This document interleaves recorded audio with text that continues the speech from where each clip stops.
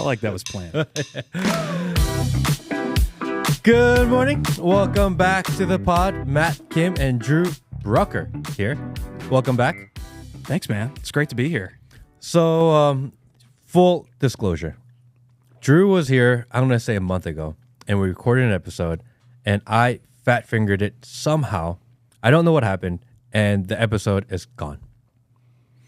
So if you guys are watching, I want everyone to know that I really appreciate Drew for coming back and redoing this with me.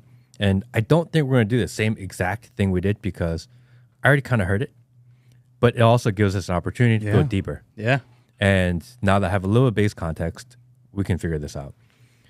And just for the record, that was an epic episode. I know. And I don't know what I did. I lost And that's not even debatable. We'll just say it's epic. the best episode And if ever. you find those lost files somewhere, send them. They're with the missing F-35 fighter jet. They're in the same file room. Maybe in the black box. I don't know. So Drew is an expert in modern Midjourney AI, which is AI-generated art. So today's episode, we're going to get into AI art, the future of AI and AI technology, and we'll play with some prompts, play with some different ideas, get an idea of what it can do, because I'm so fascinated by this. I am one of these guys that uses Canva and generates these thumbnails, and some people are like, oh, your thumbnails are good. No, my thumbnails are shit. So I would love to figure out how to make it better, be able to use technology to do it. And I don't know. I have a lot to learn. So thank you for coming on. Great to be here. And I know we were just talking about Canva, but Canva just launched something big this week. Whoa, really? Canva. I think Canva was like a little bit of a punching bag in some sense because you're like, is Canva going to get left behind? But they've been really embracing AI. So they launched a whole what's called Magic Studio where, yes, it's got AI capabilities, but they can like start to build out videos and presentation decks for you based on prompts and what you're looking for. Really? And it's got templates and you can change it on the fly. It's really interesting stuff. Yeah. Huh. So don't discount Canva because I have been using their background tool remover. Yeah. Which is kind of cool. Yeah. Oh, yeah. And they've been getting better. They're not the same Canva I started using 6 months ago. So I guess I'm hopeful. Totally. Dude, I don't know how to use AI, so maybe that's why I haven't looked at it yet. Look, I like Canva. I really was thinking if we were talking about this 6 months ago, I would have said, I think Canva is going to get put away in the dust. But obviously they've made a significant financial investment into the AI for the tool, which was, I think, absolutely brilliant because there's only going to be a few companies that sort of are the applicable tools and uses for this creative component. And people have used Canva. Look, if we rewind 10 years ago, maybe 10 years ago, maybe like 8 or 9 years ago, Canva was like, hey, maybe you had one person on your marketing team that could use Canva and kind of create some kind of design on the fly, or you could do something in there. Well, now marketing teams and, especially B2B, like there's usually multiple people that can do it. And even yourself, right? You started your own thing and you're able to create images. Like before that used to take days or you had to rely on somebody else to do it. So that advancement's already taken place. Now, just with what they're doing with some of this Magic Studio stuff, it's pretty insane. They're kind of combining a lot of these AI tools out there and they're putting into their own ecosystem, which we already know Canva has a lot of users, so it's smart. So for those that aren't aware, Canva is a online tool that you can use. There's a free version and then there's like the upgraded pro version. Yeah. The cost isn't that expensive. And you can use that to create presentations, short video clips.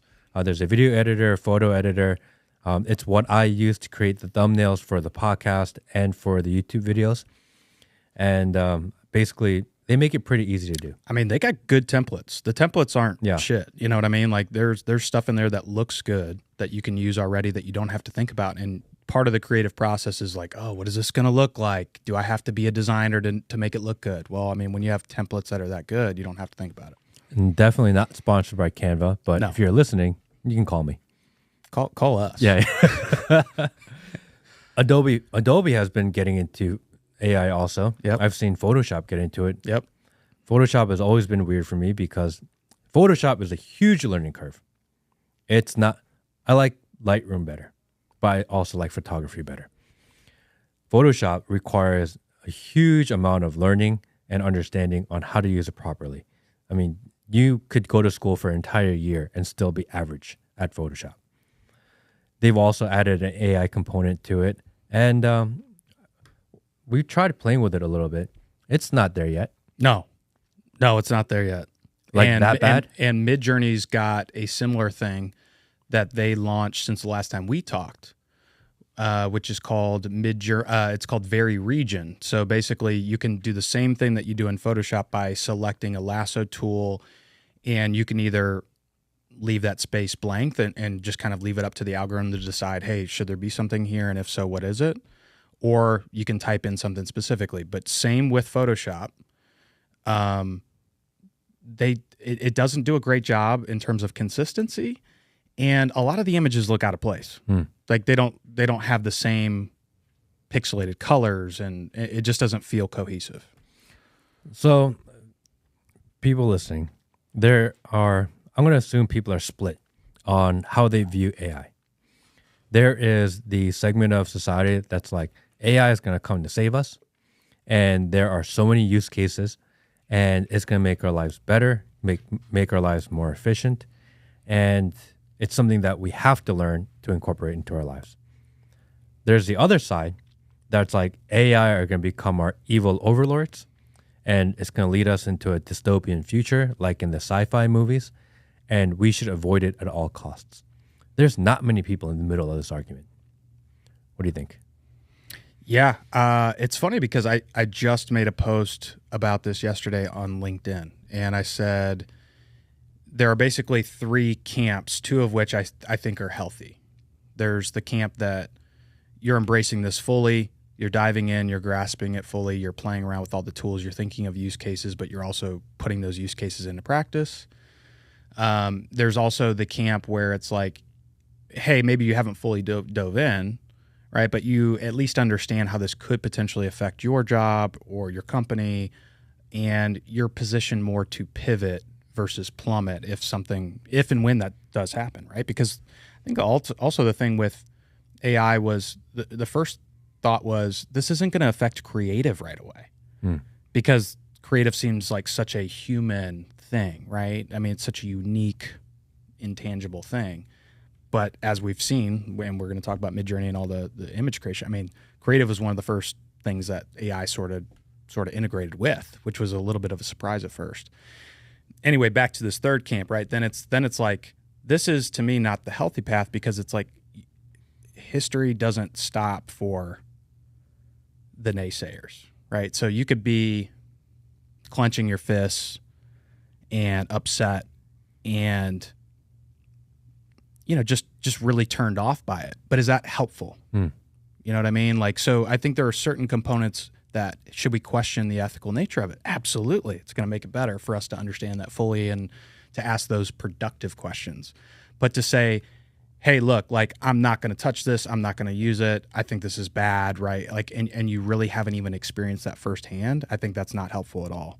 So which camp do you find yourself in? And so that's sort of a lot of the discussion I'm having too when I talk to other B2B, like business to business marketers right now, is it's like, you either have, there's sort of three different buckets. There's like a tourist, right? Somebody that visits AI once, twice, dips their toe in, they're just visiting, they're not sure what it is. They probably have like either a hyperbolic or an understated understanding of what it does, and they're done. Then you've got what I would call like a commuter, somebody that visits it every once in a while, comes in, uses it, probably isn't using it every day, but is using it enough to like wrap their arms around it. They know some things. Then you've got what I would call the locals, right? The people that have truly embraced it, using all the tools. They know the best spots to eat. They know everybody, right? Like they're trying to place themselves at the forefront of understanding. They are your tour guide, right? And so it's like, which camp are you in right now, and which camp do you want to be in? You know, so I kind of ask that question open-ended too in a lot of the discussions that I'm having, because I think a lot of marketers that I talk to want to be locals, but their knowledge kind of starts and stops with content. That was another big thing with marketers is like, oh, now that AI can do content, we can create content at scale, right? And we can have it write all these things for us. But the truth is, right, like at the end of the day, AI is best used in combination with humans, right? Not one or the other. Either one in isolation is not nearly as effective as them combined. And we've started to see data with that too. So there was another recent article that I posted recently. This guy on LinkedIn that post works for Boston Consulting Group, and they ran a whole case study on this. How productive are they without AI, with AI combined, right? And then how long are we going to run this for? And let's just kind of see what these deltas look like. And given their type of projects, I think they were 15 to 20% more effective with the combination of both versus one in isolation or the other. So the quality of work increased just as much as the quantity of work, which was also interesting. Because I'm very anti-technology in the sense that I think it's moving too fast. I think there are too many things that we get wrong along the way, that we hurt a lot of people while we explore. I actually made a post today, and basically what it was saying is that we are living the beta. We are constantly testing on ourselves, trying to improve technology, and we accept that all these flaws, all these hacks, all these problems that we run into, systems errors that we run into, we've just accepted it as a part of our life. And that sucks because it's supposed to be helping us, but really it's also taking a lot of our time. On the other hand, I'm fully aware that once a technology is invented and developed, there is no going back. You can't put that cat back in the bag. It's impossible. Yeah. So you have to learn it. And that sucks because some people are like, I don't want to. You have to. You have no choice. It's like saying, I wish the internet was uninvented. Like, it's never going to be uninvented. You can't go back. It is what it is. All we can do is learn about it as much as possible and then utilize it for our own benefit and understand that technology is a tool, not a way of life. So that's why I'm really interested to have this conversation with you today, because I want to learn more. We were talking a little bit before that I use a lot of home automation. Probably not the best idea because technology controls my life. At the same time, I've spent a lot of time learning it and figuring it out so that I can use it in the most effective way possible to make my life easier. And I've so many use cases for automation of your home. It's a very similar thing. If you are in your own business and you want to figure out how to market better, if you want to figure out how to use technology to create more creative ideas, this is exactly what we're going to talk about today. If you are maybe looking for a side hustle and you're like, damn, I wish I could figure out something that's future-proof that I can spend my time to learn and that I can generate some revenue with moving forward, that's what we're going to talk about today. So I think there's a lot of interest for people. And if you're listening and you're like, I don't really know about this AI stuff, take the time to at least learn it before you decide if this is for you or not. Yeah, look, and AI it almost hurts me to just say AI because it's such a big umbrella. Yeah. I mean, so there are different, like to your point, there are so many different avenues of AI that you could explore and go into, right? I mean, we've just talked about a few just in the first 5 minutes here, but I mean, there are countless different things you could go into, right? Like there's the whole machine learning side of things. There's the generative AI component.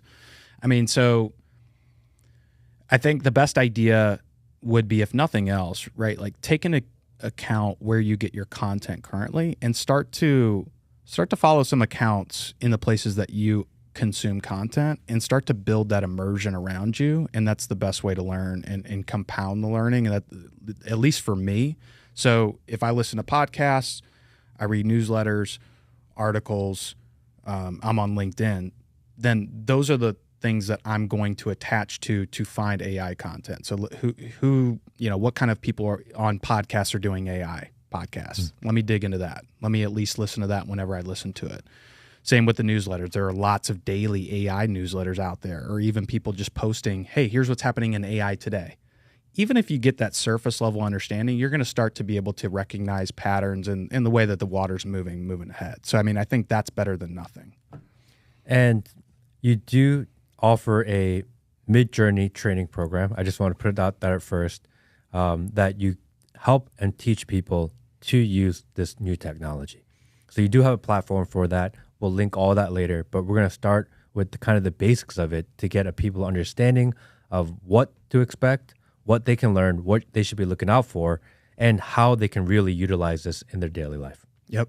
Yeah. So if we want to jump into it, essentially, the way that you could think about Midjourney, if you're not familiar, and let's back up because we don't know how familiar. Yeah, why don't we start at the very beginning for just people that are like, what the hell is Midjourney? Let's start there. Totally. So obviously, the way that I usually start is thinking of ChatGPT. By now, most of us have at least heard of that. What does it mean? Well, it's essentially text-to-text generation, right? Like you can create things by typing something in and say, hey, I want this, and this LLM or this language model will spit it out for you.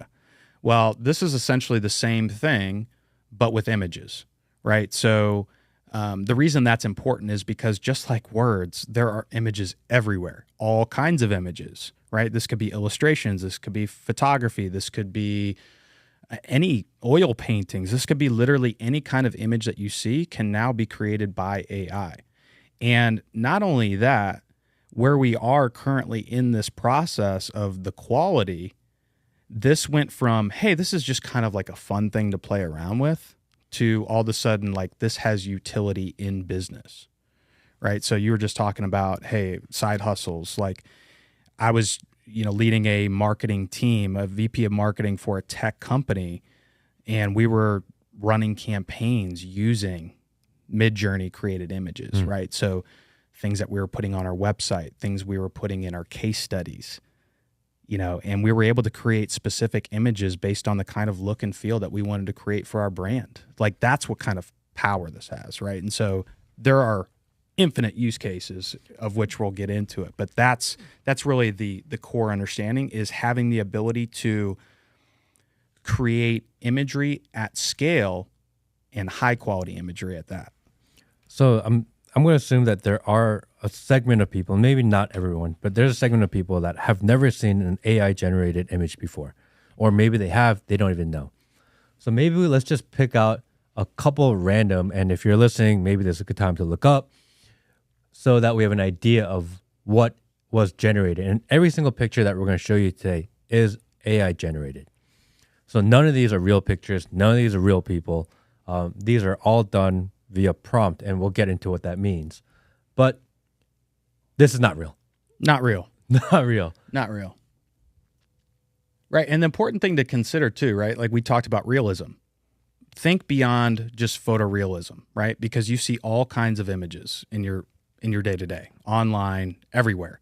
Icons, logos, anything, right? So not all of this is going for a specific photorealism take, but a lot of my images do. So like take that into consideration as well. But yes, these are all produced by AI. And to your point, with how they're created, right, it goes back to similar with ChatGPT. You have to put in a prompt. Now, this looks a little bit differently in terms of what the prompt is and how you input it than ChatGPT, but it's essentially the same thing. You describe the image you want, you provide a certain level of detail, and it's going to give you options that will come back to you and say, okay, like if I'm looking at these, this is typically the way that Midjourney images come back. They come back in batches of 4. And you can kind of see below that there was a prompt, but you can see these 4 images and it's like, okay, they're not all going to be perfect, right? But maybe there are certain things that I like about one of these images. Like for me, I'm just looking at these right here, and number 4 stands out to me because like I really like these sort of like freckles on her face. It looks like a little bit more high definition.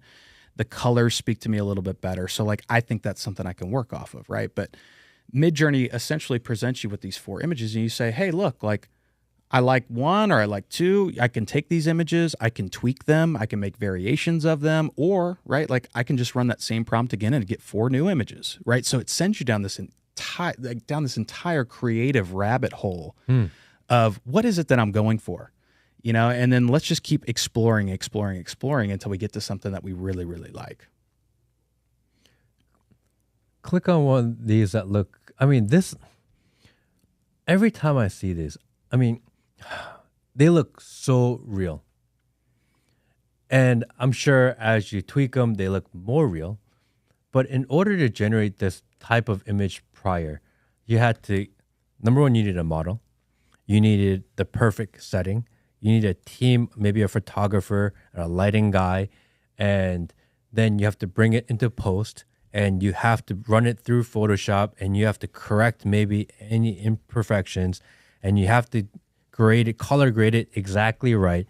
In order to generate that one picture, you probably had 4 people and 10 hours of work at minimum. I'm so glad you bring this up because I was a hobbyist photographer. I had some work published, but it was never published by Sony too, but it was never something that I wanted to do full time because it was just like, I want to take pictures of things I want to take pictures of.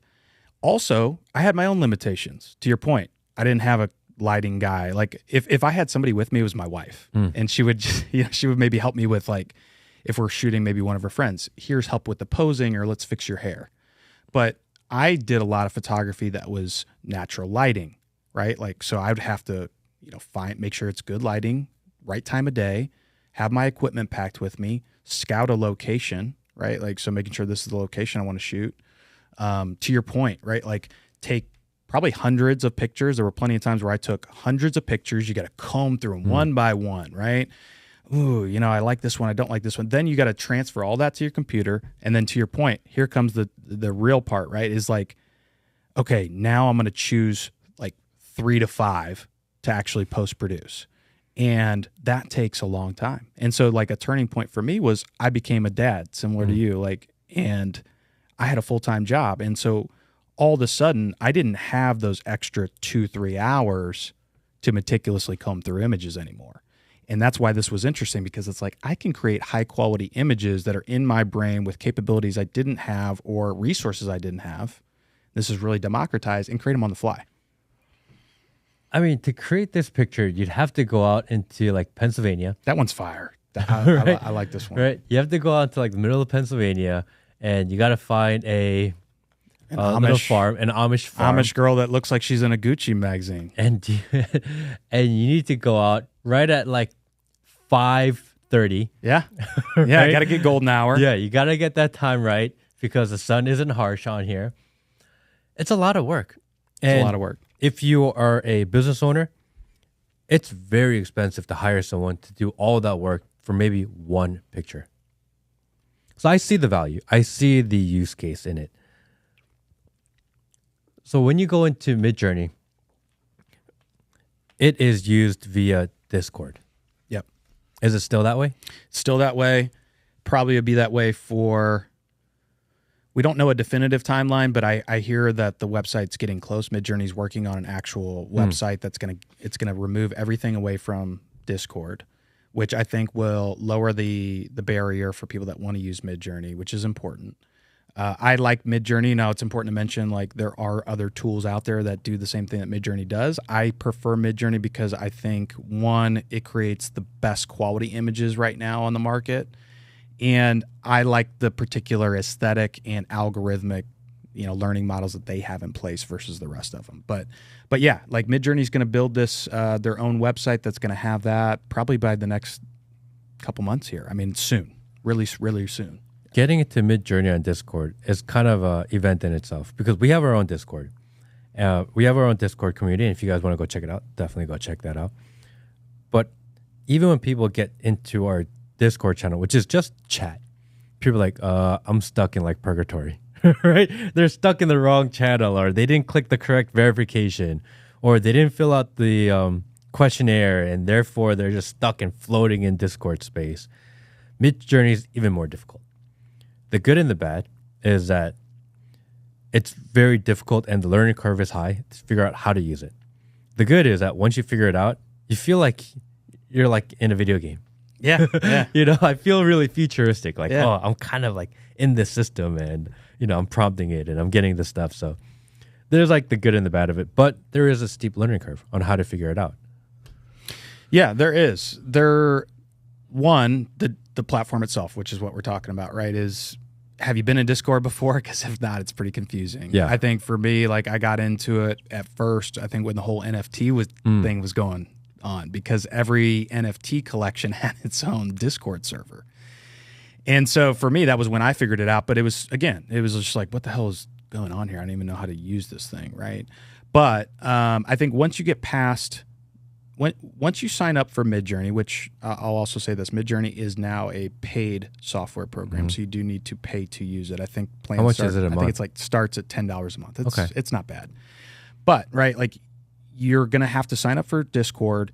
There is a nice little like direction of like, here's how you sort of navigate through here. What's going to happen is it's going to ask you to start creating prompts in one of their channels called a newbie channel. And there are pros and cons to that. I think one of the major pros is you're going to start to see other people putting in prompts in those channels along with you. So it's like a public-ish channel, right, where other people are, basically putting in their prompts, which I think if you're new, it expedites your learning curve because you're starting to see different keywords being used, different like codes that that you would put in prompts, like because there are certain like commands and stuff that you're not going to know when you first start using this. And so that starts to become very helpful and powerful. But over time, right, like the con of that is everybody's putting in their prompts in these public channels, and then your images, you got to scroll to find yours once it's done loading, and you got to pick through everybody else's stuff. So that's the con. But there's a way around that where you can create your own little channel, your own private channel, invite the Midjourney bot in, and then that way it's just all your prompts. So that's, I would say like there's definitely a pro to starting in the public channel because you're learning. But I think once you get past a certain point, it makes sense to privatize it. And you can also get an idea of what other people are working on, and it gives you new ideas, right? It's an idea generator at the same time. So let's pick a picture that we really like and see what a prompt would look like, just so that people have an idea of kind of what they're putting. Is that the whole prompt right there? That's the whole prompt right there. So we have a picture, and I'll read the prompt. A model having pink hair with flowers in the style of surrealistic, grotesque, still life focus, light orange and pink, clown core, classical portraits, clown punk, crisp and delicate. So these are the prompts that you gave to Midjourney, and this is the image they shot back. Yep. So you have to learn what a prompt does. But it seems like once you get an idea of what the prompts are, generating the pictures shouldn't be that difficult. Yeah, like the first question that comes to mind probably for some people is, how am I going to think of these words? Where are you getting these words from? Well, going back to those channels, right? Like I think a lot of it's just seeing what other people are doing, and you're just like, oh, okay, like adjectives work really well. Or with me, like I try to create a lot of realistic type of images. So I see that words like portrait or photo or cinematic still, or like even indicating a film type, like a camera film type or a camera type, right? So like a Lumix, a Sony, that will indicate to the Midjourney bot that this is probably, I'm going for more of a realistic look. So like you'll start to discover those kinds of things. And then I think the other component of this is just knowing all of the things that you could potentially put in here, right? Like there are infinite possibilities. This is a close-up. But what if I wanted to get her from the side or over top, like a drone view, or from the ground up? Or to your point, when we were talking about lighting, what if I wanted to do this with natural lighting or studio lighting or whatever, right? So the options are infinite. And that's what I saw early on when I started using this. And that was sort of the, I would say, inflection point for me creating the Midjourney guide. Is I started to create this huge repository of, hey, these are all the things that you can think about when you're prompting. And then here are a bunch of words that you can use. And then here's what those mean. Here's what those do. Right? Because I think that was one of the harder parts for me, is just like, there's too much here. I can't just save every prompt that I see and then try it on my own. I'm going to have to start building out sort of these repositories or models of certain things that I like, and then start to categorize them, right? That I can reference. So if I do want to go for a certain look, I can create it and I'm not starting from scratch. I mean, just like anything in life, once you have an idea of how the basics work, how to get started, It's just a matter of reps. The more Totally. time you put into it, the more context you get. The more context you get, the more iterations you can think of, the more creative you're able to get. You just have to learn the basics. Yeah, yeah. And here's another cool thing. Let's do this. Can you duplicate this tab? So like, yeah, let's duplicate this just so we don't lose it. And then what I want you to do when this loads is let's click on Explore on the left-hand side. Okay, so this is the other cool thing, right? So if you're just starting and going back to those channels, this is another way that you can learn and see just different ideas in place here too, right? Like remember when I was just talking about realism? None of these are realism. These are all different styles of visuals here. But this is the community feed, so you can kind of see what other people are creating. And if there's something that stands out here, you can click into it and it'll give you the prompt that they used. And so again, another way to kind of build up and expedite the learning curve is by just kind of seeing and getting a sense of all of the things that are out there. And I even still use this, right? Because it's like, hey, I want to create something a little bit different. Or, there's even a tab at the top where it says search prompts. I could enter a keyword there and it'll pull basically all the prompts that have a certain keyword in it. So if I type in, Let's type something in, Will. yeah, Let's type in podcast and see what comes up with podcast iterations. okay, and then do this for me too. Scroll down to the bottom. There's going to give you, okay, and click expand search.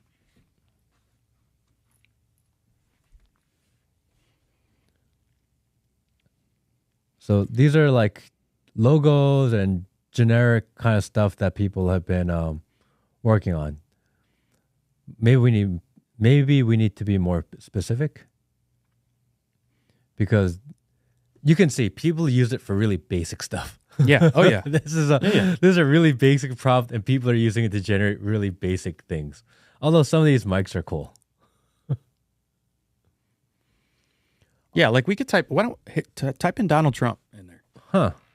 Because there'll be some. I think there'll be some interesting things that come up here. Okay. Styles, right? Looks. Donald Trump is an American dad. There's character. a Muppet. He's a Muppet. There's a Muppet. So in looking at, we touched on this briefly before, but in these pictures, who owns these? Yeah, this is a great question, and definitely one that we probably want to answer this time too, because this question comes up a lot, and it's a good one to ask and be reminded of. So the way things work right now, and going back to your earlier point of technology moving fast, regulations are moving slower than the technology. So with something like Midjourney, when you sign up, at first you just need to be a paid user to get this benefit, but now everybody's a paid user. You own any image that you create.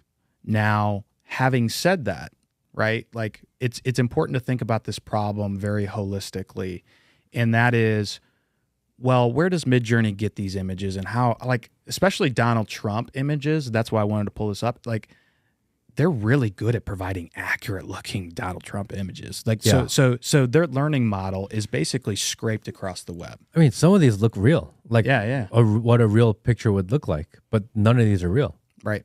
Yeah. So the way that Midjourney trained their model is they scraped the internet and they included copyrighted images in the learning model. Now that has raised some questions of, hey, how ethical is this, right? That you're scraping copyrighted images to train your model.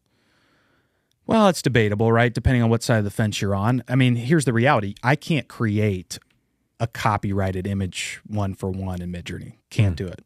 Now, could I create something that's close? Like, could I take, I don't know, somebody that's alive, that's copyrighted stuff. But like, I'm just thinking the first person that comes to mind is maybe, I don't know, let's just say Tarantino, right? Like, I'm sure there are probably limitations on what I could create with somebody like Tarantino, or maybe even like a photographer specifically would be even a better bet. But if I'm going to use this commercially or for financial gain, I probably want to stay away from using the names in the prompt. And that's just maybe more or less a recommendation than anything else, because the way that I see it is this is still a very big gray area. And what if at the end of the day, right, like somebody comes back to Midjourney and says, hey, you just cannot do this anymore. And basically we're going to audit everybody that's used images. No way.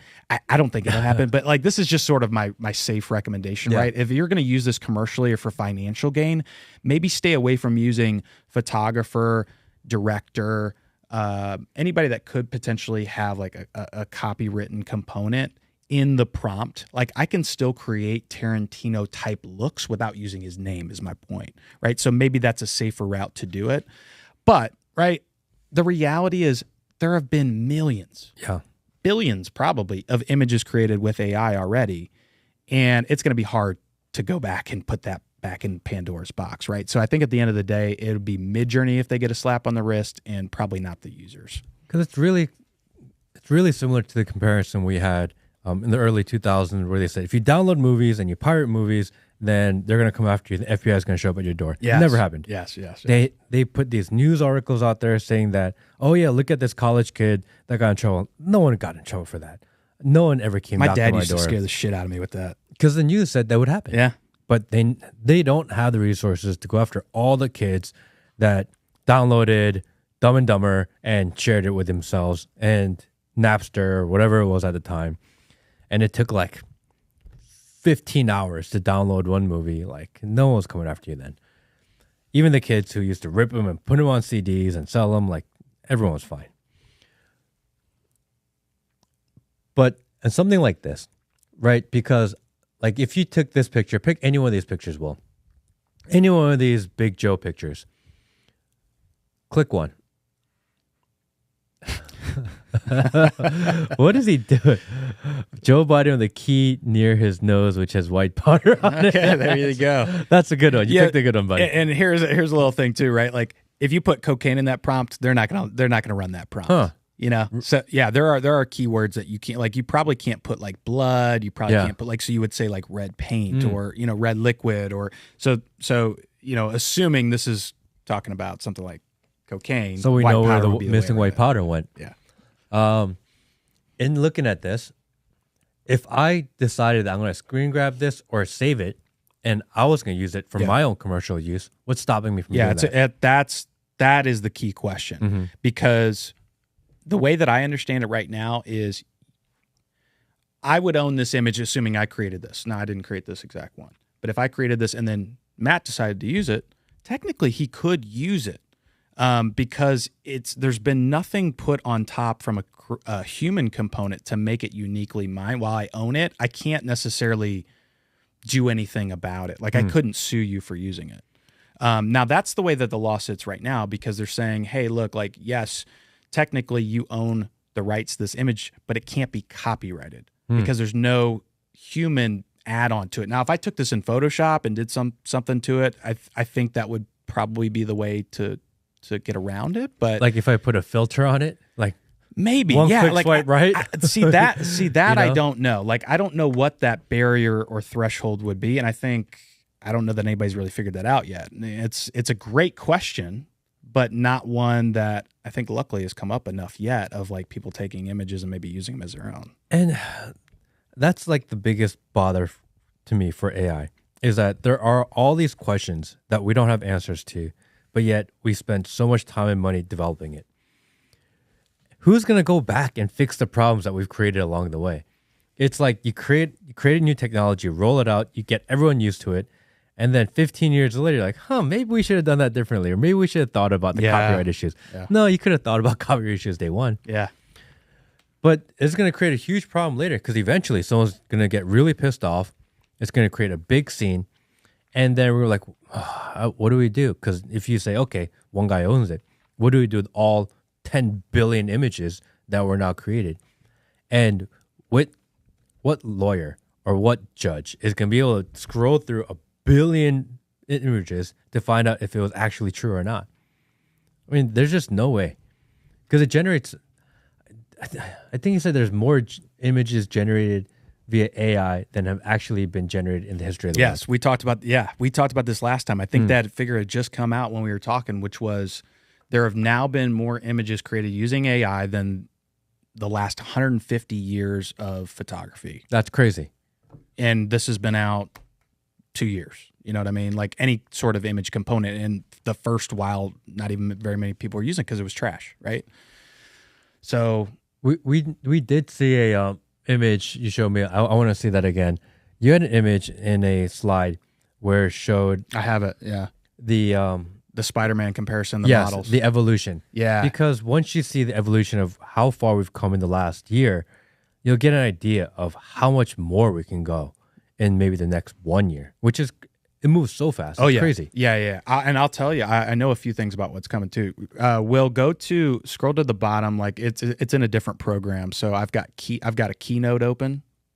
Okay. This is it right here. Yep. So this is what we were talking about last time, is the progression on the quality. So this is Spider-Man.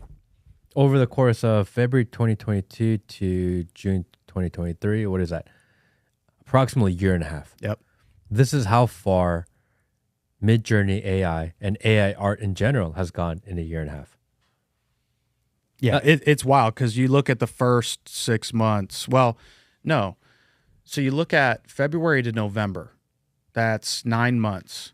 Before it got to November, like you could say, hey, look, like this is definitely not usable. It's pretty trash. It's trash, right? Like V1, V2, you're not even getting Spider-Man. And oh, by the way, so this is the same prompt. We should mention this is the same exact prompt to put in. Really? Yeah. So that's the important part of this too, right? Is just like, okay, this is a true comparison here. And V1, V2 can't tell. Like, sure, you could kind of say, hey, look, I see a spider web. Cool. V3, you can at least get the eyes. V4, right? Like there's this huge jump in quality. And so I started using it right around V4. I would say December of 2022 is when I started using it. And at that time, you would get images like this, but it was still kind of like you had to really iterate a lot to get something like that. You know, you really had to experiment. And that was kind of the fun part, you know, and then you get to like V5. And I would even say that that's not even a great picture for V5, because V5 is even better than that. But like that this light switch came on for me. It was like, this is now gone from fun and kind of cool to having utility. Like people can use this for a lot of things. And so I see the value here. And that was when I started diving deep. But yeah, like that's insane. And then this stops at June 2023 because we're currently on V5.2 right now with Midjourney. And I think this is probably getting a little bit too in the weeds, but there's potentially either a 5.3 that's going to drop in the next couple weeks, or they're going to wait till a V6. And I think they distinguish whether it's like a point or a full jump based on how much is changing, right? So like if maybe there's a new feature or a couple new features, they're going to maybe do a point. And if it's a completely different quality jump, they're going to do the V, you know? And so V6 is supposed to be insane. That's going to potentially coincide with the website. And I know they're also looking into video and 3D components of this too. So it's going to get wild.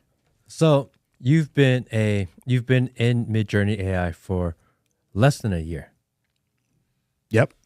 And being in AI for less than a year, that makes you an industry expert. Probably. That's crazy. Probably, yeah. For people listening, like, damn, I wish I knew something. I wish I could learn something new, or, you know, there's new opportunity for me and I need to figure something else out. I need a side hustle. You were able to figure this out and become extremely competent in it, enough so that you are competently teaching other people to be competent in it. You were able to do that in a year. So if you're sitting around going, oh, like it's too late for me, it's not too late for you.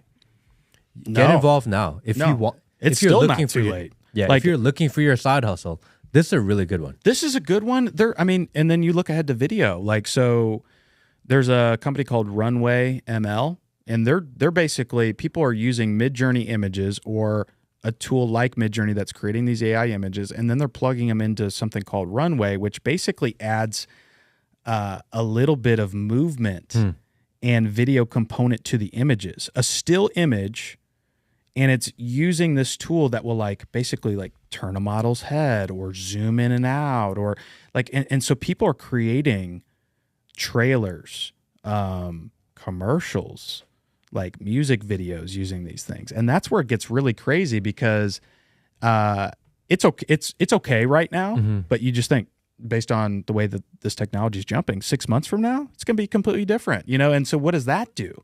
Yeah, if you're able to see the jump between V2, V3, V4 to V5, and you see how big of a jump that was in a year, imagine what the video side would be. Even if it's, you know, pretty archaic or simple now, imagine how much more advanced it will be a year later. So you talking about side hustle, you like video? You could start diving into Runway right now and start playing with the idea of creating your own commercials, music videos, trailers for movies. I think this is going to get to a point where it's like people like us are going to create movies that publicly people will watch in crowds. How is that? Like, that's just wild, right? Like, That's you crazy. don't necessarily have to have gone to school for this and trained under so-and-so and done this and that. It's just, it's a very democratized thing. And that's just a wild concept to understand. And the financial barrier to get involved is not overly high. You need a computer strong enough to kind of process a little bit of information, invest a little bit in some learning. Outside of that, you don't have to buy huge, you don't have to buy all this equipment. You don't have to do all these things. You don't have to be outside. This is stuff that pretty much any age group can do from home if you just spend a little bit of time to learn. So if you're listening, you're watching, it's not the worst. You know, it's an opportunity. Because right now, opportunity. Things are tough out there. Things are tough for a lot of people. And people are always asking, like, what can I do? What can I do? What's a business I can get involved in?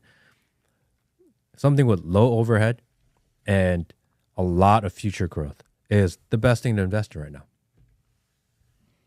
It's amazing. Like, I know we're talking about Midjourney, but have you seen this tool called Hey Gen too, where it's basically like, I could record a video. We could even take this podcast and submit it to Hey Gen and put it into any language we want, and it dubs our mouth movements, keeps our vocals the same, and we speak a different language on demand. We could speak Korean, we could speak Italian, we could just think of the democratization of content opening up to different people now too, right? Like, you could be somebody that doesn't speak English, and then that goes into English.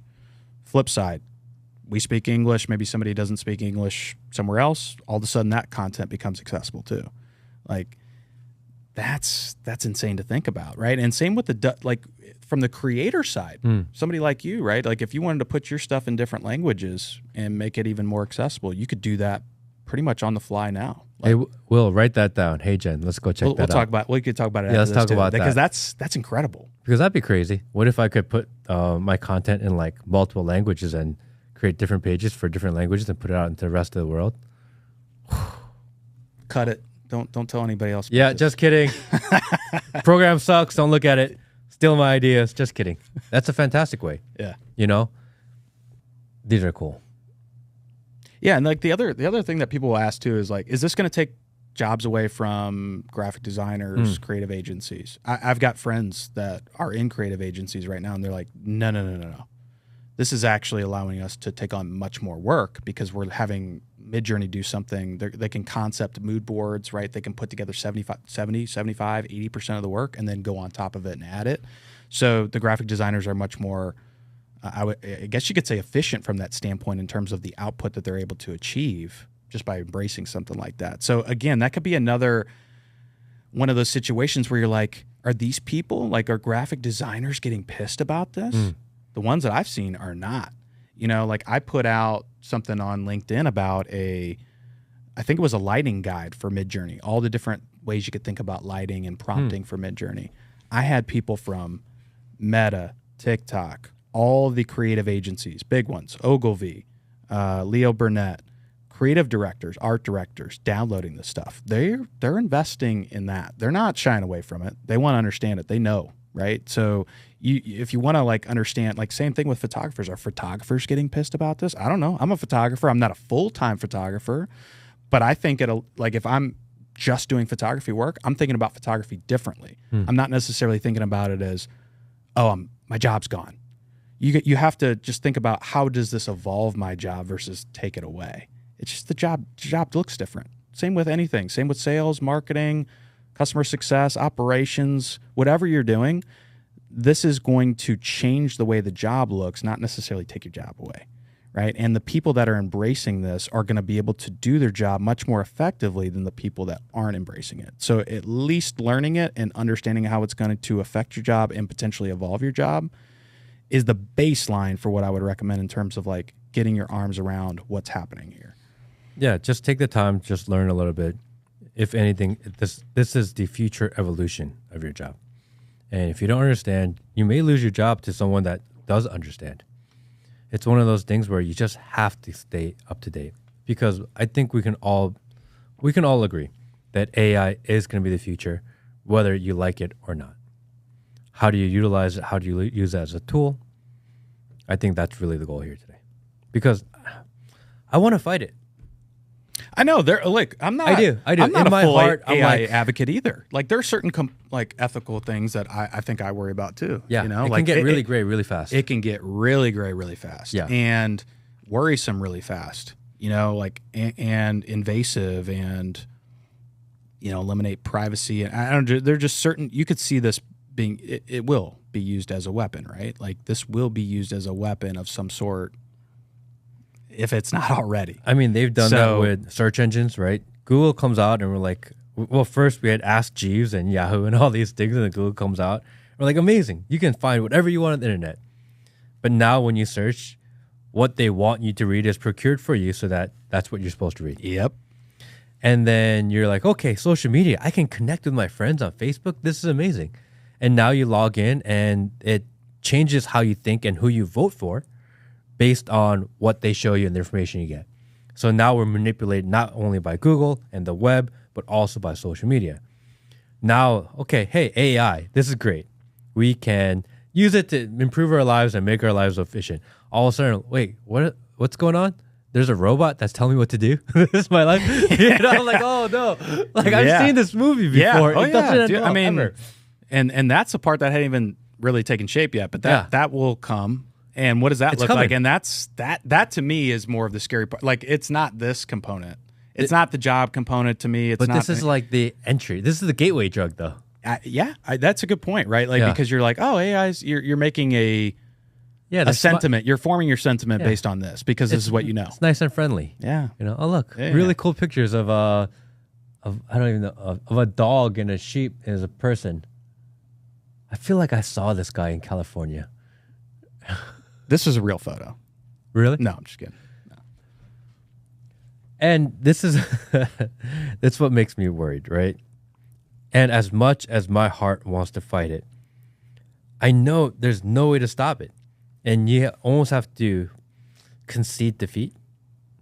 But at the same time, I don't know the right answer for this. Control what you can control kind of thing. I mean, yeah, like at the end of the day, you can't worry about too many of the things that you can't control. It's good to know them, right? Yeah. Like, but yeah, like I think this is the fun stuff. And then when you get into the other component of how does this look in terms of daily life, like are we going to see robot cashiers? Are we going to see robot security where you can't reason with them and then they throw you out and they can do harm to you? Like all of a sudden, like that seems like that's more the part that I would stay up worrying about at night. Are we getting there? Are we going to have overlords? Can you find a picture of a really realistic looking girl, Will? Find me a real girl. Okay, a real girl. Let's go scroll way up. Well, go to and then scroll. Scroll. All right. So, the Blake photography in California, 2014. The style of realistic yet ethereal Hasselblad 1600F dreamscape portraiture, luminous hues, close up, layered mesh celebrity photography. Here's a prompt. This is what we got. The picture is ridiculously realistic. Insane. It's so crazy. If you just gave me this picture and you told me it was fake, I would not believe you. It's so realistic. I've done this on LinkedIn a few times too, where I'm like, I'll take 10 photos, five of each, put them side by side. Real or AI? Yeah. Real or AI, and then have them go through it. And the 2 times that I've done it, I think maybe 1 in 10 get them all right. You know what I mean? And we almost did that to ourselves because we as humans embraced Photoshop embraced filters. We said, yeah, we want to artificially make ourselves look better. And we almost invited AI pictures to be like, oh, we're like the same now. That's a really good point. Remember, and then how about Snapchat filters? Yeah. That's crazy. Remember when that turning point happened where it was just like girls are starting to use this one filter where their eyes look a little bit bigger, they've got a little bit rosy red cheeks, and all of a sudden like white teeth, and it's just like people are using this as their photo. You're just like, that's not you. We literally invited this into our lives. Yeah. Right? Because if we had pictures from 10 years ago, before all the post-processing, you would be able to tell the difference between what's a real picture and what's not. Now, since everything is so manufactured and so fake already on what is real, when you get a not real picture, there's no way to distinguish. Such a terrific point. That's such a good point, man. Like, you really think about how far that we did it to ourselves. That waterfall's down too. Like even Zoom will say, touch up my appearance. Yep. That's crazy. What? Yeah. You know, like like de-clarify my skin just a little bit so you can't see all the imperfections. And wow. Okay. But anytime technology and entirety of society goes in one direction, it's always the outliers that end up being the leaders, right? So because everything is getting so perfect, because all the girls are so perfect, because AI is going to generate content and pictures that are so perfect, the people that are so raw and have so much imperfection, they're going to be the ones that everyone's like, oh, look at her, look at him. That's what I want to see, because that becomes more rare. Mm-hmm. Because rareness is always the most value. Yes. You know, that's interesting too, you know. That's such a good point, man. I love that discussion. Because, you know, even now, right? Like no one's camera film went away. Mm-hmm. Oh, it's going to become a hot commodity. And you know what I mean? Like there are still people to this day that will purposely go out and get the camera film just because they want that look. Now, is it the most convenient thing? No, it's not convenient at all. But those camera films provide looks that you can't get even with digital cameras, right? And actually, I have some photos on here where I've used specific films in the prompts to make the images look even more real and raw, right? Because yes, there are some ones that look like that girl where it's just like, this is too damn good. You know what I mean? Like this looks like somebody spent hours in Photoshop to make this look just like this. And then you've got like some examples where where it's like a girl on the street and she's wearing certain clothes. Scroll down, Will. Let's go down to like, keep going. I'll tell you when to stop. Let's see. Okay, right here. Yeah. Yeah. Any of these are exploring different film types in the prompt. But you see this, and this is a very simple prompt. Street style photo of a woman shot on Kodak Gold 100. So this is just a type of camera film.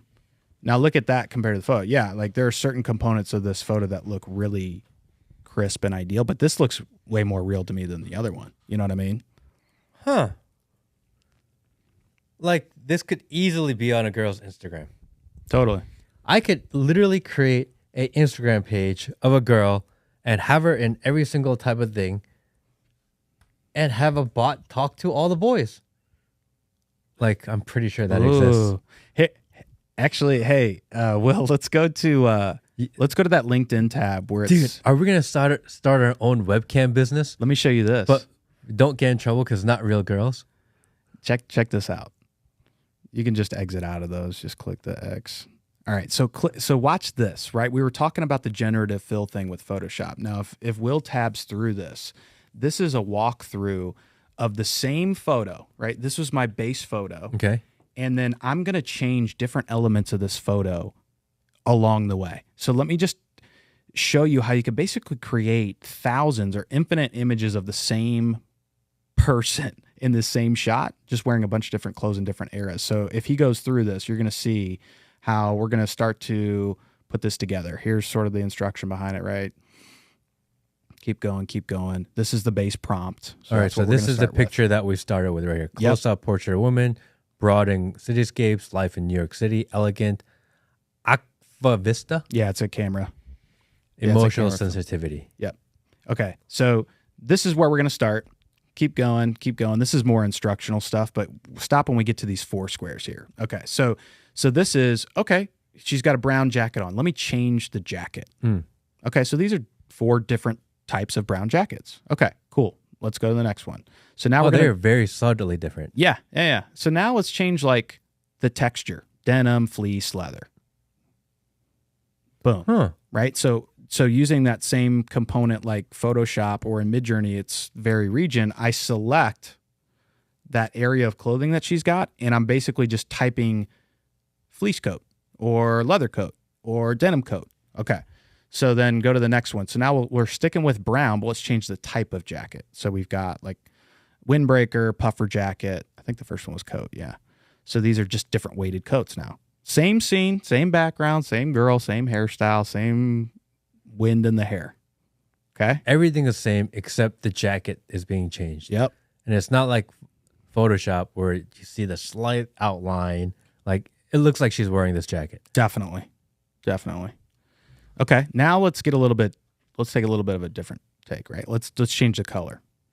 Okay. So using coat, that was what we started with. Now we're just changing the color out. Gray, white, black. And I could do this with any color.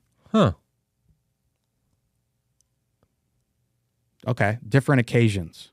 Night out, cocktail dress, summer. Okay. Let's do her casual attire, whatever. Let's change her profession. She's a doctor, police officer, firefighter, whatever. Anything you can imagine. Done. Same girl. Now let's think about different era clothing. 70s, 80s, 90s. Add a little bit of that into there.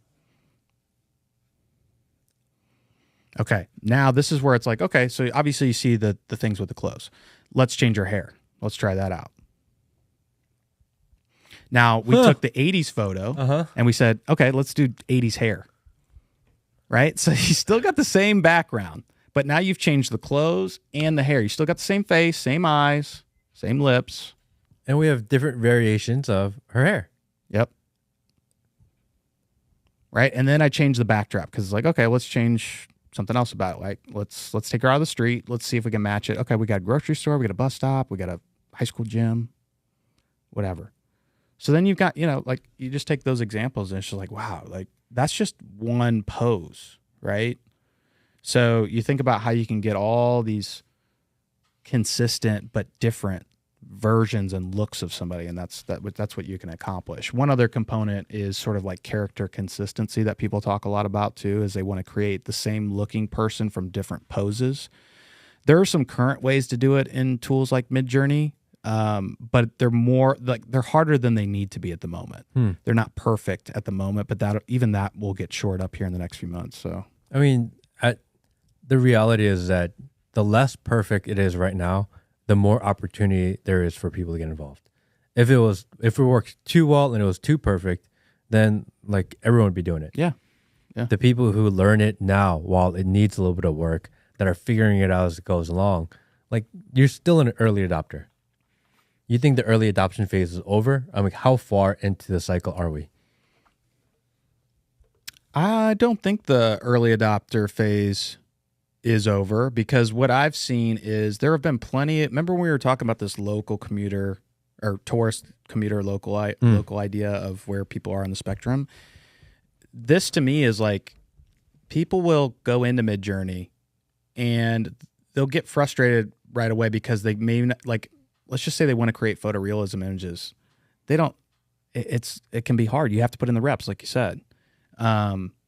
So they'll come in here every once in a while, but like I'm in here every day. So if you're in here every day, you're like, and I learn something every day too. It's like, then you're going to compound, right? So how many times are you going to visit this? How many times are you going to play around with it? That's really just the key, because I don't think there are that many people at an expert level at this yet, even from what I've seen. I mean, I follow people on Twitter and LinkedIn. Twitter, I can maybe think of 50 to 100 people that do it really well, that I follow their content pretty closely. On LinkedIn, I'm probably one of 5 that do it really well, but also teach. There are a lot of people that just post the pictures and say, hey, check this out. But it's like, really okay, good. cool. I mean, assuming you know how to use it, anybody could do this.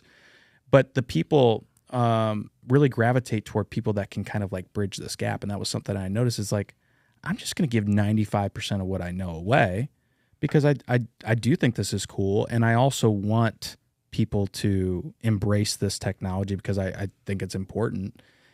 And yeah, like there are just so many things to know within this. It's so deep right now. And to your point, like the only way that you're going to know that is either if you're following somebody very closely or you're in here putting in the reps to explore it for yourself. Final question. Yeah. Do you think this girl exists in real life?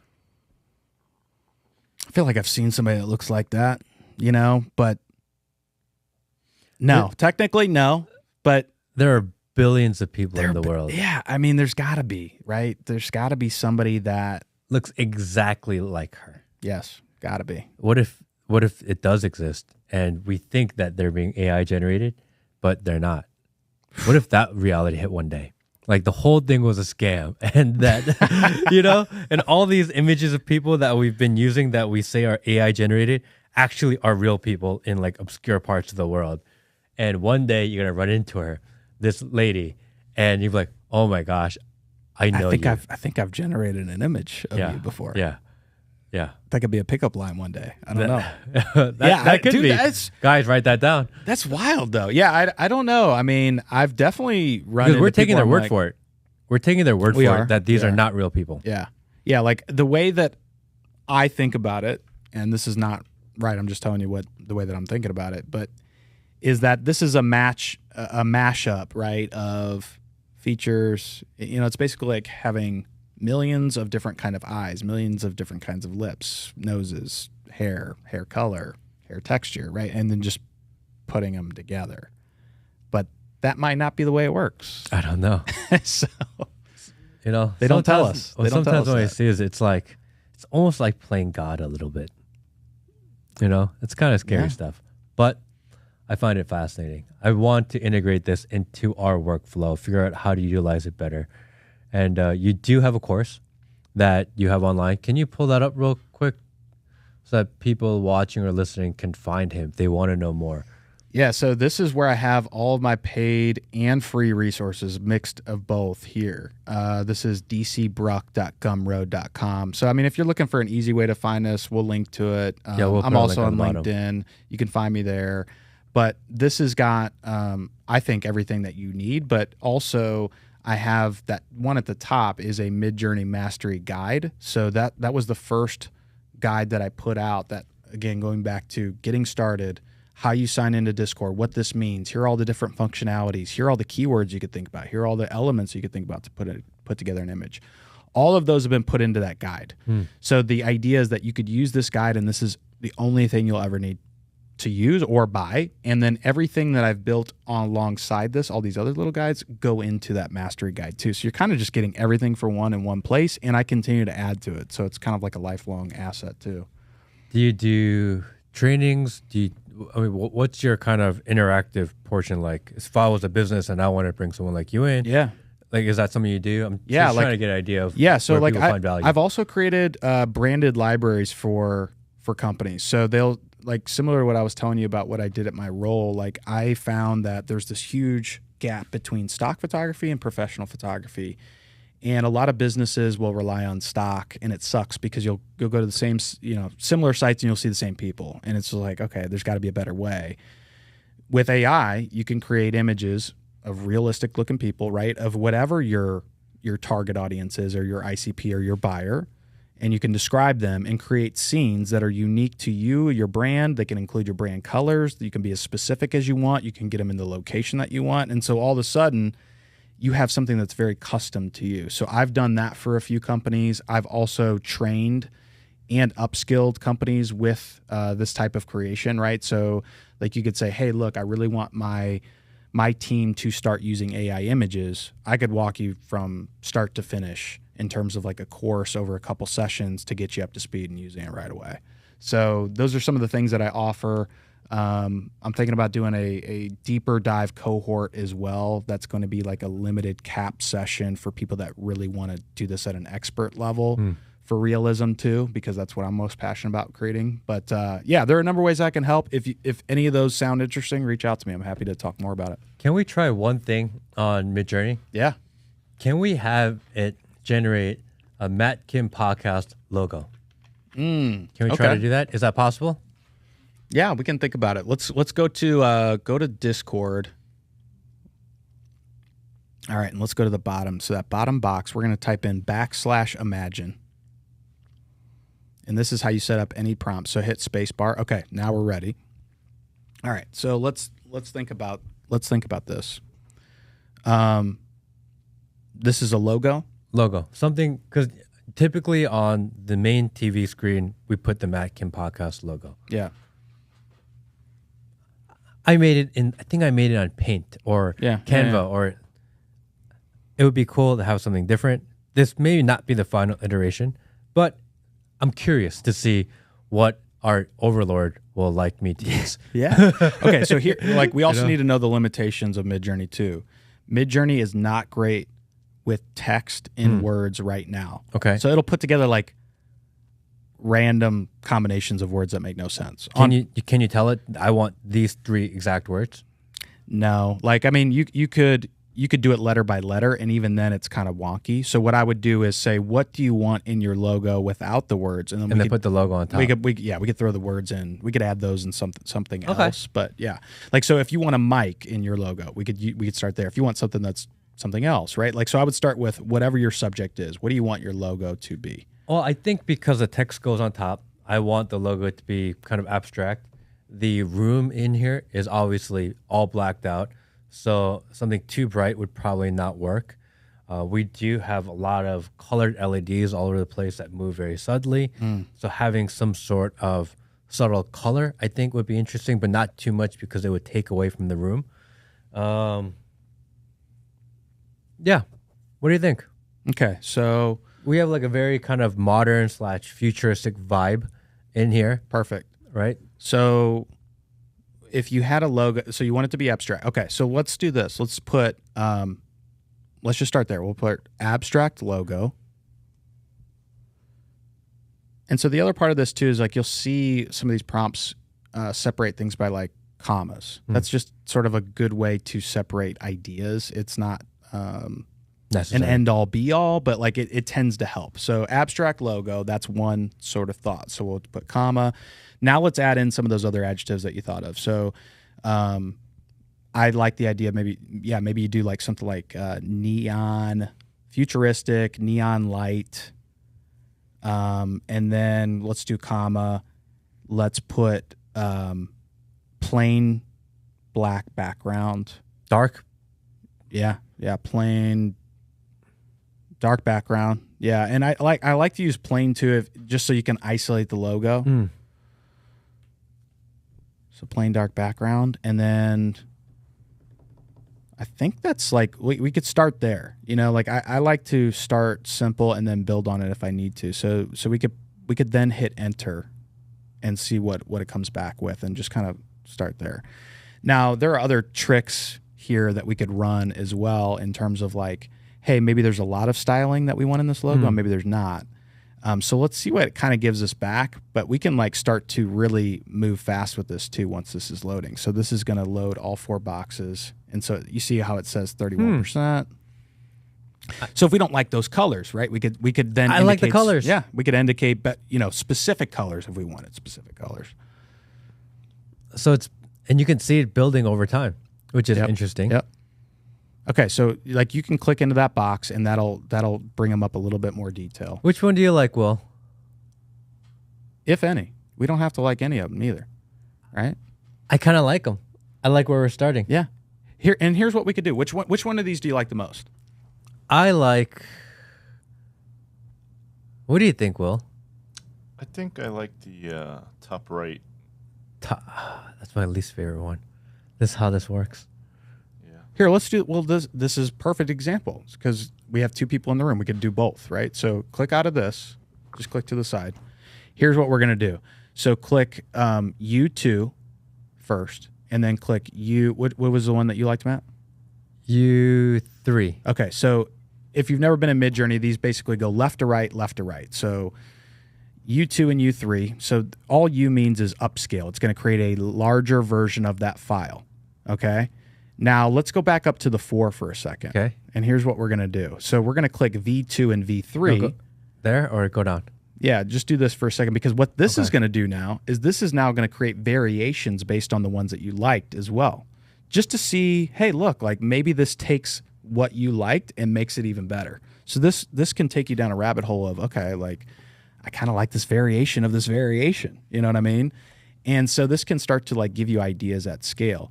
Now, if you want something that's less subtle, you could go to the image that Matt or Will liked, and you could click very subtle, and it'll keep the same colors and it'll make very minimal changes to it. I like where this is going. This is fascinating, interesting. All right, there's the iterations from the one I chose, and let's see the iterations of the one from where Will chose. Mm-hmm. Will, you got a bunch of flowers, bro. Actually, I think that one's yours, man. Oh, damn it. But right, like so here's the other thing. Like we could say, we could say, oh, look, hey, you know what? Like that bottom right one, it kind of looks like headphones too, which is kind of Yeah, interesting. I like that one. That's kind of interesting. Let's click U4 right there. So you can click U4. Also, you could say, hey, look, I want these to be more geometric, right? So you could just add geometric to the prompt and see what that gives you. You know what I mean? Like, so this is an idea generator too. Give me another variation of that, Drew. We're here. No, let's do the one that looks kind of like headphones. Yep. Okay. How would we? Okay, so this is very strong, means just what it sounds like. It's gonna take that idea and probably change 3 to 5 things about it. Very subtle is gonna change probably like 1 to 3 things about it. So I'd probably do that one if you'd like that. Yeah. And Let's then do the it other, very subtle. Just see what happens. here's the other cool thing that I think you'll appreciate is custom zoom will then, like, you see how these are all coming back in 1-to-1 formats? Mm-hmm. If you wanted a landscape, 16 by 9, then you could go custom zoom and you could change that to a 16:9, and it's gonna paint in the rest of the image based on what you prompted. Okay. So if we go to a 16, Oh, these are cool. yeah, these are getting really cool. Can we go to pick? Doesn't matter which one. Two.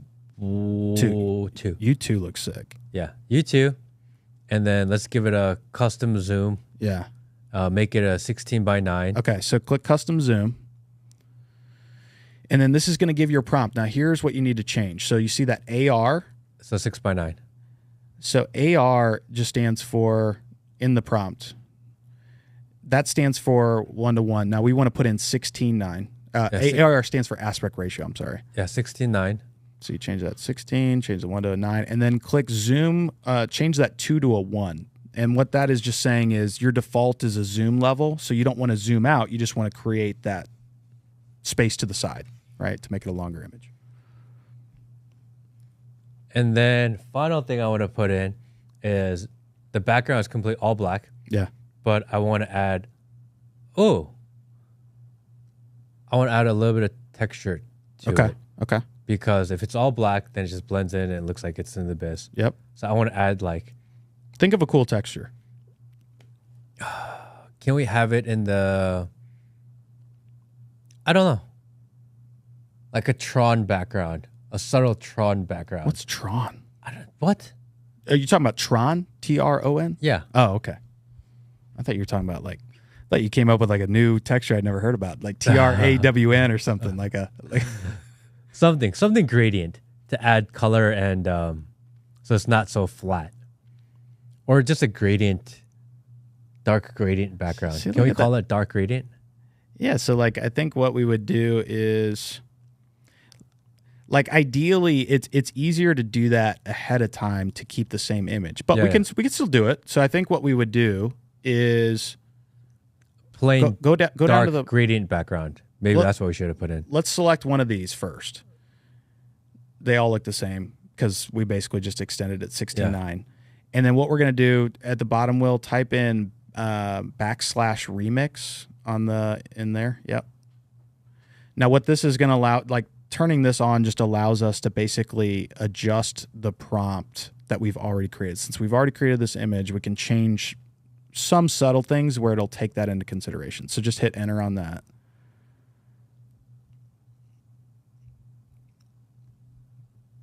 Okay. And then what we're going to do is we're going to go to click on very subtle on that image. And then instead of plain dark background, we're going to put Gradient dark background. Yeah, there you go.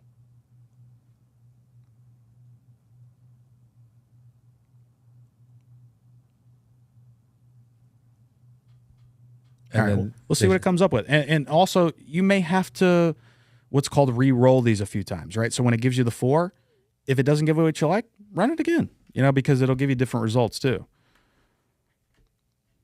Let's see if it does a good enough job with this.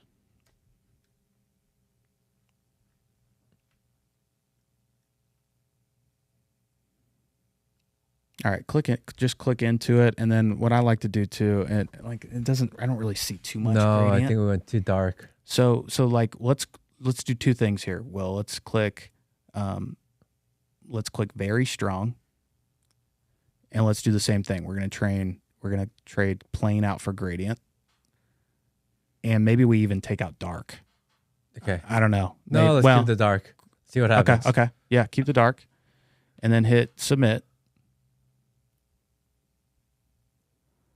Okay, and the other thing I want you to do is let's go back and roll the one that we just got again. So even though that didn't work, we can click that refresh button there, and that's just going to give us 4 new images, and just click submit. Because, hey, even though that didn't give us the gradient we wanted, it might the second time. Some of these take a few times to get what you want. Interesting. So you see the one above that's loading, it's changed your logo a little bit. We click the very strong, so that may not be the right way to achieve that, but maybe this very subtle will if it'll add more gradient to it, which I'm not sure. We'll get there, but... Ugh, I don't know what happened, but I'm starting to like these too. I like that top right one. Dude, that's sick. That is sick. Yeah. They're all pretty cool. Okay, so you've got those are different options now. But you've also got the one that we did very subtle above. It still didn't give you much gradient there. So I guess what that would tell me is we probably run it again and just start a new prompt and include gradient from the get-go. Yeah. You know what I mean? But all stuff you can play with, and this is just playing with the prompts, trying new iterations, seeing what works, seeing what doesn't work. You're going to constantly get unique images. So don't delete things. Yeah. Because you're not going to get it back. Yeah. Well, and these all store in your Midjourney. Every single prompt that you put in essentially saves in your archive. So you don't have to save every image either. Is there a cap? No. I've got... Who's paying for all the server space for all this high resolution? I guess that's what you're paying for. I mean, you would think you're paying for the computing power. I don't know. I think with a $10 a month plan, you have a certain cap of the number of images you create. I'm on the next tier where it basically gives you what's called fast and slow hours. Oh. So you see, we're using fast right now, and you see how fast that loaded for us? Yeah. If you do what's called relax mode, that could take a couple minutes. So that's just the difference. And so if I'm not in a hurry either, I'm saving some of my fast hours. Oh, you're limited by the amount of computing power. I mean, that makes sense because but you're not capped by the number of images though. Yeah. So computing power is going to be the next data storage, Yeah. That's why we're fighting over chips, because we need more chips to process information quicker and store all this information that we're creating. Yep. So if we were like, oh, why does everyone fight over semiconductors? AI. All right. Well, I think we're going to try one. We're going to try to make one for the thumbnail for this podcast. Actually, if you're watching this podcast, you've already seen it. That's a good point. Yeah. That's a good We're point, going back in time. It hasn't been created yet, but we're going to do some and go back. So here's what I would do, right? You play with this, you say you like one of these, and then you just add the text on top. Yeah. But then that's a unique image to you. You've gotten that from nowhere. You could do this with whatever. You could change whatever you wanted about this. If you wanted to dial in certain colors of the neon, you could do that. If you wanted a geometric shape, you could do that. We could actually just take this picture, put this picture into Canva, put a gradient on top, and put some text on top. You could remove the background, right, and do it like that. So, or just put maybe a transparent background on it, on top of it, just to add depth. That's where we're at with this. There are ways to still do everything, whether you can do it in Midjourney or have to take it out or not. that sort of thing, right? Like you can still achieve anything that you're imagining, but you might have to kind of like piecemeal it together. All right. Next episode, you're going to see one of these as a background for a logo. Let's go. Awesome. Thank you for coming out. Appreciate you. All the links to find Drew will be in the description below. Definitely check him out. And if you want to know more, I don't think it's too late. I think it's a great opportunity to learn something new, to invest in the future, and I don't know, add another revenue stream to your life. Absolutely. I mean, it's never been easier. Yeah. You know? And Drew makes it really easy. So thank you, Drew, for coming on. Awesome to be here, man. Thanks for having me back. Thank you, Loved it. everybody. Awesome. Dude, I like these. Can we use one?